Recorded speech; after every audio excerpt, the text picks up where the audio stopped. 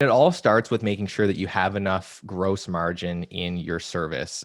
Just like a software product or any other product, if there's not enough gross margin, then there's not enough room for you to have the appropriate amount of overhead and really run the business in a sustainable way. And I think this is the thing that a lot of service entrepreneurs kind of get lost on, is when they start having cash flow issues or when they start feeling like their margins are really tight, they're looking in the wrong place often to solve that problem. They're looking at saving a couple $100 a month on their bookkeeping or cutting some software expenses. And usually the problem is that their service is fundamentally not spitting off enough free cash flow, and the fundamental operations of their business are not profitable.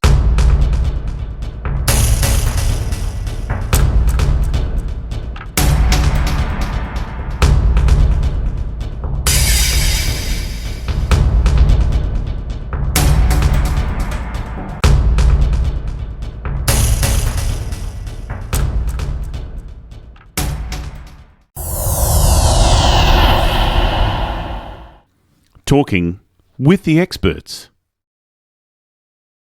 Hello and welcome to Talking with the Experts. And my name is Rose Davidson from rosedavidson.com. And Talking with the Experts is about all things business by business owners for business owners. And you can find it on all good podcasting streaming platforms and on YouTube. And today it is my pleasure to have Marcel Petitpas. I'm hoping that's correct, and he'll probably correct me afterwards. And his name, his business is the Paraketo. Well, that's parakeets. We've got parakeets in Australia, so hopefully it's something similar to that. And we'll be discussing how to make services profitable and scalable. Now, that's an interesting topic because with what's happening in the world at the moment, it's a little bit difficult to do that. So hopefully Marcel has some great tips. So welcome, Marcel, and thank you for joining me today. Yeah, I appreciate you for having me, Rose.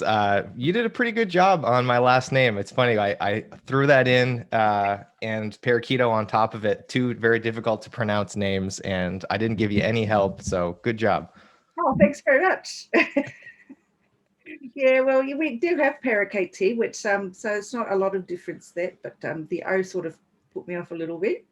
Anyway, so you help professional services and digital marketing businesses and anyone offering services to improve their profitability. And you help business to business and SaaS companies start and scale. So tell me a little bit more about how you do that. Yeah, so our whole MO at Paraketo is helping service businesses run more profitably.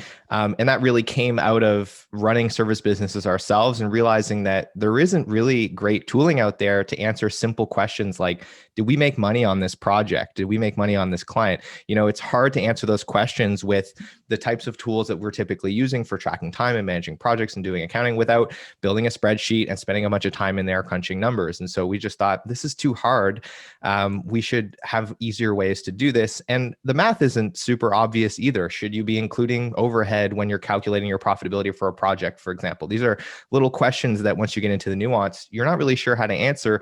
And there's not a lot of great information out there. So we kind of took it upon ourselves to say, let's start producing content around this kind of boring, very tactical part of running a service business that no one's talking about. We started doing consulting around that, helping people understand how to measure these things, how to interpret this data, and how to act upon it. And now we're building software to help automate some of the processes of tracking and measuring profitability inside of service businesses.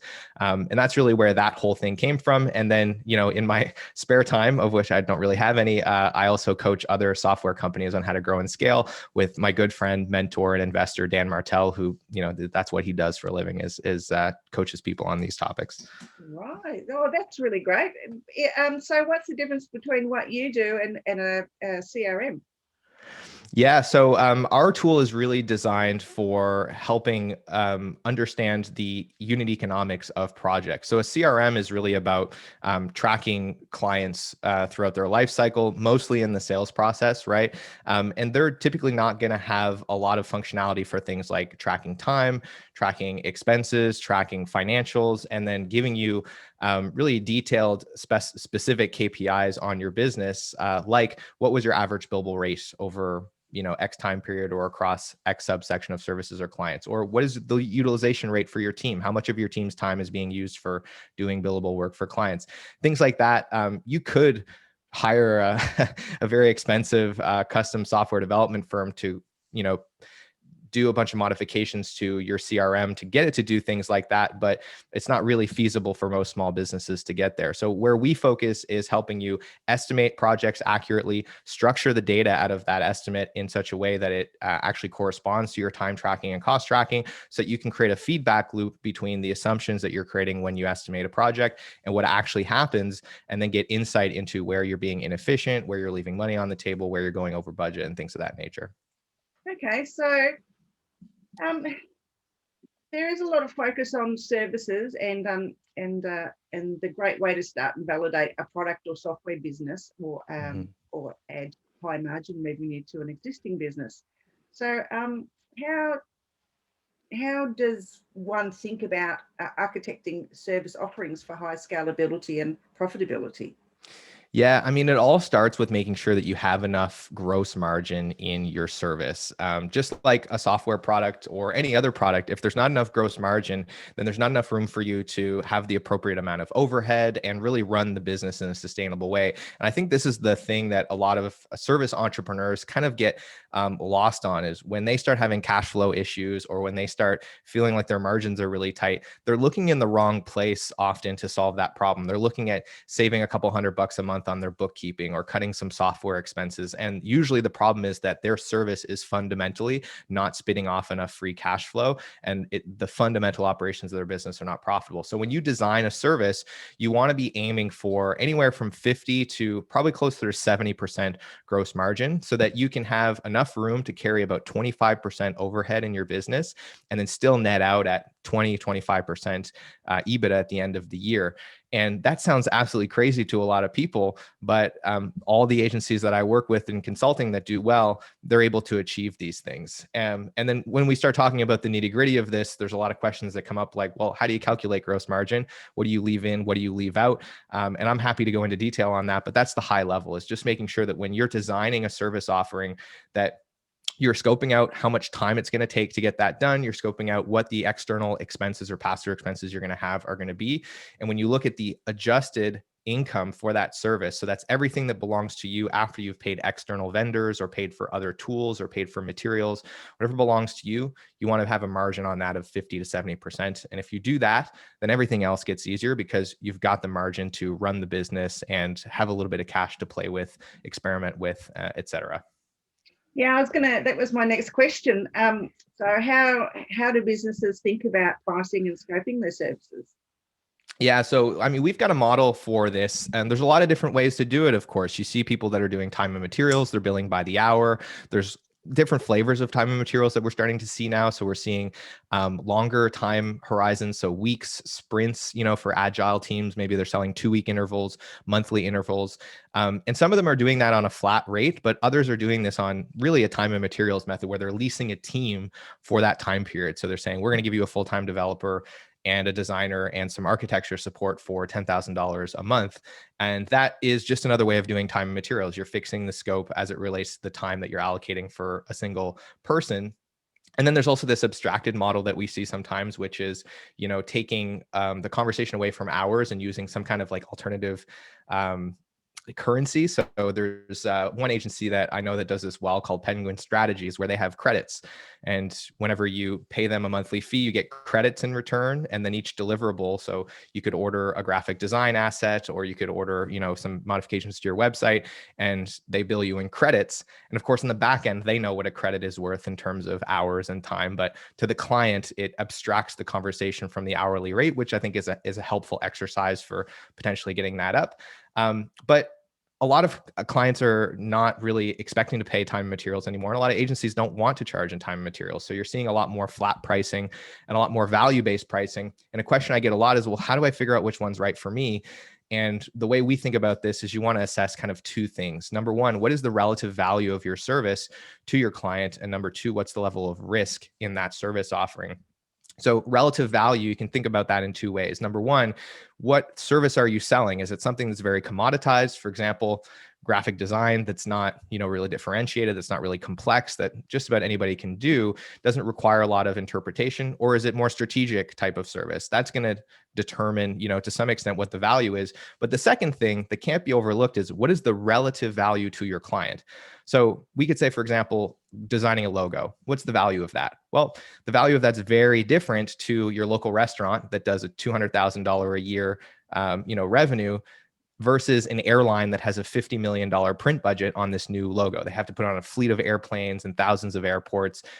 That airline might be willing to pay $1 million for a logo, if nothing else, just to de-risk it, whereas your local restaurant might pay you a few $100s for that. The scope of the work might not be drastically different, but the relative value to that client based on the size of their problem changes the value dynamic. So that's the first thing to think about, is where does your service land on the value axis? And then you can think about this as a quadrant. Horizontally, we're thinking about risk. So when I talk about risk, it's really, what is the risk of the scope of this work? Are you developing custom software on new technologies that are not very well documented or supported, doing things that you've never done before? That's going to be super high risk. It's going to be almost impossible to estimate how much time that's going to take. Anybody that develops software knows you don't really know what you're getting into until you're into it already. Whereas if you're building a WordPress website for a legal firm, and you've done 500 legal websites on the same WordPress template with most of the same copy, and you can scope these things to within 5% of the estimated scope, then that's very low risk work. So the way we think about this is, anything that's high risk, it's going to be time and materials. And if you're on the higher end of the value axis, then you're going to move to more abstracted models of doing time and materials. So you might sell weekly sprints, you might sell monthly sprints, and you're fixing a team on that. And you're getting away from the conversation of the hourly rate, and you're getting into usually higher hourly rates because you're abstracting it more, but you still want to be in the time materials realm if you're dealing with high risk work. If it's lower risk and it's high value, that's where you get into value-based pricing. So you're having a conversation with the client about, what is the outcome that our work could produce for you? And you're trying to base your pricing on that. So for example, if doubling the conversion rate of an online store that does $1 million a month in revenue is going to get them an extra $12 million in revenue this year, then you might say, okay, well, we want 20% of that potential upside. So you might be able to charge a ridiculous amount of money for the work relative to the scope. But that's where you really start to push your margins into extremely high EBITDA kind of potential ranges, where you're doing 80-90% gross margins. And if you're doing very low risk work that's lower on the value scale, that's when you typically get into flat rate pricing. So we charge, $1,000 a month for this website, or we charge $500 a month for, these types of design deliverables. And again, that gets you away from talking about the hourly rate, which typically allows you to push that up a little bit. It de-risks things for the client and typically makes it a little more palatable to sell to them. And it allows you to, lean into the ability that you can accurately scope this thing, and you still have a fairly good idea of what your margins are going to look like. So those are some different ways to think about where your services should land on that kind of pricing quadrant. Yeah, we I used to charge an hourly rate, but people would, you might spend 4 hours doing something, where if you charge a flat rate, then you could spend an hour on and still get paid the flat rate. So I would rather do a flat rate, because I know that it's not going to take me as long. And if it takes longer, well, that's my problem. I can't just ask them for extra money. But I think a flat rate model is probably preferable to a time or an hourly rate. So that's just personal preference. But yeah. And it's interesting, isn't it? Like the psychology behind this, where you could be selling the exact same thing to a client for the exact same price, but that conversation of, hey, it's $500 for this, and they're like, oh, great, $500, no problem. But if you said it's $250 an hour because I can do it in 2 hours, then all of a sudden they're like, oh wow, that's crazy, yeah, exactly. $250 an hour. Yeah, that's exactly right. It's the psychology of it, because they think, well, $250 an hour, but they don't know how long it's going to take me to do it. So, and I don't tell them. So there's no, so it's a win-win for them. But it's a bit of I don't know.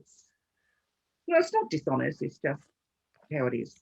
I mean, at the end of the day, it's really about this whole service business industry, it's about providing an outcome to the client. And if they're willing to pay a certain amount of money to solve a problem and you're able to get that problem solved for them, it's to everyone's benefit that you as a service business are making a decent enough margin on that, because that allows you to hire better people, have better service, like run your business well. You have the extra resources to do that. And at the end of the day, the client gets the outcome that they want for a price that's palatable to them. And how you package that is really just a mechanism for you to maximize the value that's created in that exchange. Absolutely. So, and another question is, how does a business owner get their team improving profitability within the business without baking that process into your business DNA?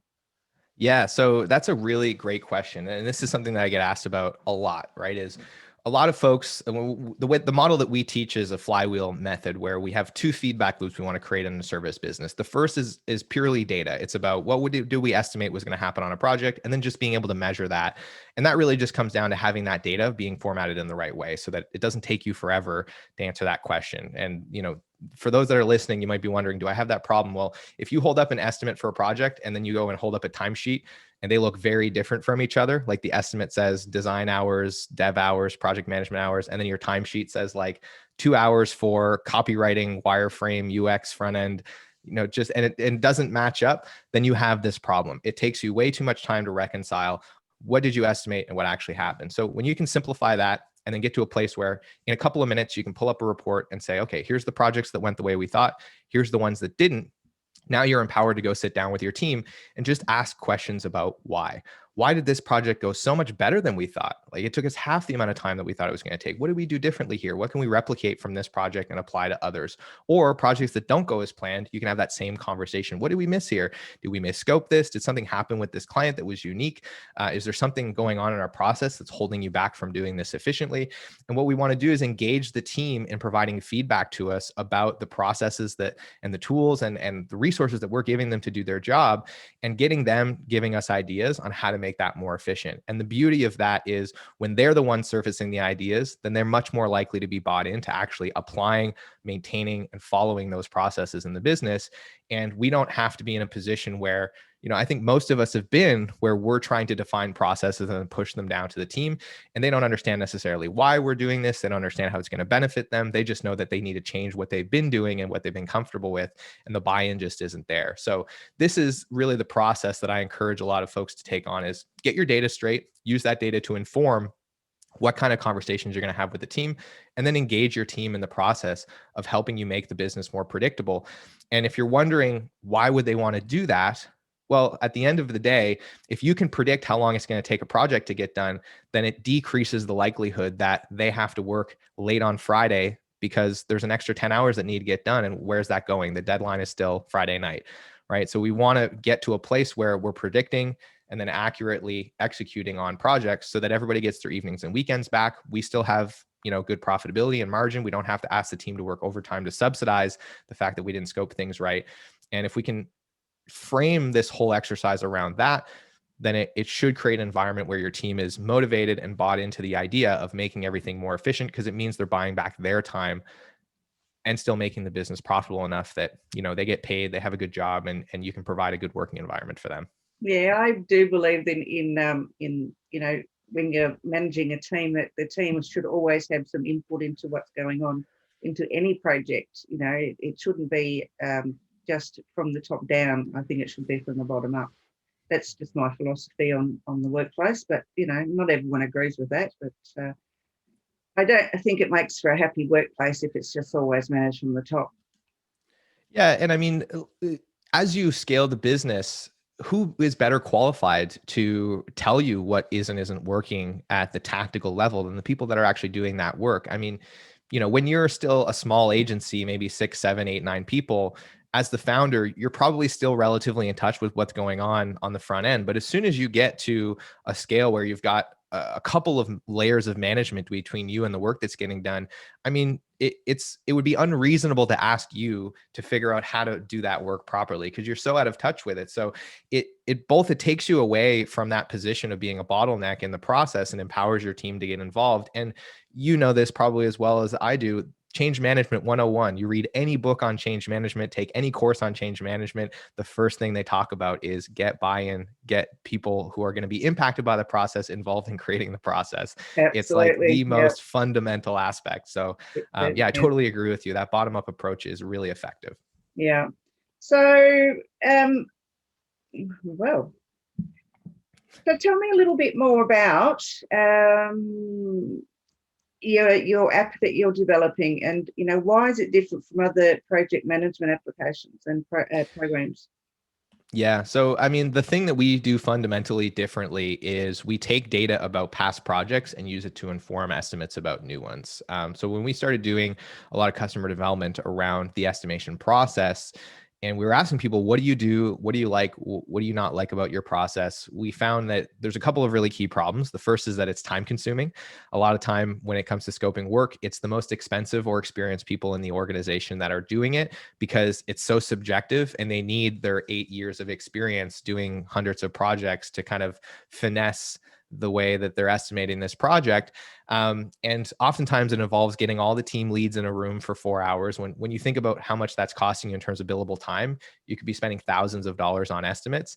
And the fact that it relies on those people means that if they're busy, it might take a week, 2 weeks to get an estimate out to a client. So that can really hurt your close rate. It can hurt the sales process. So there were some fundamental problems there. And when we asked them, what do you do to try to make the estimate more accurate? A lot of them said, well, we look for projects that seem similar to this one that we've done in the past. And then we use that as a basis and make changes relative to that. So we said, okay, that's an interesting idea. Let's make that easier. So what our tool essentially does is allows you to connect your time tracking tool, choose any project that you think is similar to the one that you're estimating, and then see exactly how your estimate compares to those projects in real time. And it gets broken down by the functional tasks that you would track time against. So for example, if you track time against design, development, and project management on different projects, then it's going to break out your data in those different ways. And then you'll be able to compare your estimates for each of those functional areas to the different projects that you've done in the past. And it also uses some intelligence to create some custom algorithms for you about how much your effort on those different services go up as client budgets go up or as different inputs are modified. So it gives you kind of some assisted intelligence to make sure that you're accurately estimating and that your estimates are realistic. And then it allows you to go and model how much profitability you're going to have based on who's working on it, how much you're going to charge the client, and really help you figure out what do you need to charge to hit your profitability goals on that project. And then finally, it helps you output a structured estimate that allows you to easily go set up your time tracking tool to map back to that so that you can answer the question later of, did this go the way we thought it was going to or not? And we're working on some better features to actually track all of that inside of our tool, which we're really excited about. Oh, great stuff. Okay, so it's still in development, or is it in beta at the moment? It is open to the public now for Harvest users exclusively. So if you use Harvest to track your time, then you can start using Paraketo today. So it's, I guess it's not in beta for Harvest, but it is for everybody else. But if you're not using Harvest and you think what we're doing is cool, just go do an integration request on our website and we'll notify you as soon as we're able to integrate with the tool that you happen to be using. And you'll also get access to all the content that we're producing, just providing more information on some of this stuff that we're talking about today, how to price, how to scope, how to improve your margins. That's all we talk about. It's pretty nerdy, but it's helpful if you want to make more money. Absolutely. So where can we find Paraketo, Marcel? Yeah, so you can head over to parakeeto.com. That's the kind of the main website. And if you're interested in getting some free resources to help you implement some of the things that we talked about today, you can go to parakeeto.com/toolkit. And we've got our agency profitability toolkit that has some training videos, some free spreadsheets, resources, and cheat sheets to help you really quickly implement some of the things that we discussed today. And if you want to follow me personally, you can find me on LinkedIn. I'm Marcel Petitpas. I'm wearing the same shirt and all of my profile pictures, so I'm easy to spot. And feel free to reach out. I love to nerd out about profitability. So if there's anything I can do to be helpful, feel free to send me a message there on LinkedIn. Perfect. All right. Any last words before we finish up, Marcel? Yeah. So the last thing that I will say is, start simplifying your data so that you can answer this simple question of, did we estimate this project properly? Did what we think was going to happen actually happen? If you can do that and make it easy for yourself to answer that question and go back and answer it on a regular basis, bi-weekly, monthly, you will get so much insight into your business. It will become extremely obvious where you're leaving money on the table. And I can almost promise you, just based on our experience consulting, that there'll be 2 or 3 changes, 2 or 3 tweaks that you can make that are going to, be the 80-20, that are going to be the reason that you really increase your profitability significantly. So I highly, highly encourage you to just take a moment and go and audit the way that you're structuring your data in your time tracking tool to answer that question. And you'll be glad you did. So if there's one thing you take away from our talk today, it's do that. And that will help you get a tremendous amount of insight into how you can improve your profits. Oh, that's a great tip. Thank you so much for that. All right, Marcel, well, time's up for us, unfortunately, but it's been a real great pleasure talking to you, and perhaps we can talk later in the year. Yeah, I appreciate you having me, Rose. It was a pleasure, and I hope everyone got some value today. I'm sure they did. Thank you.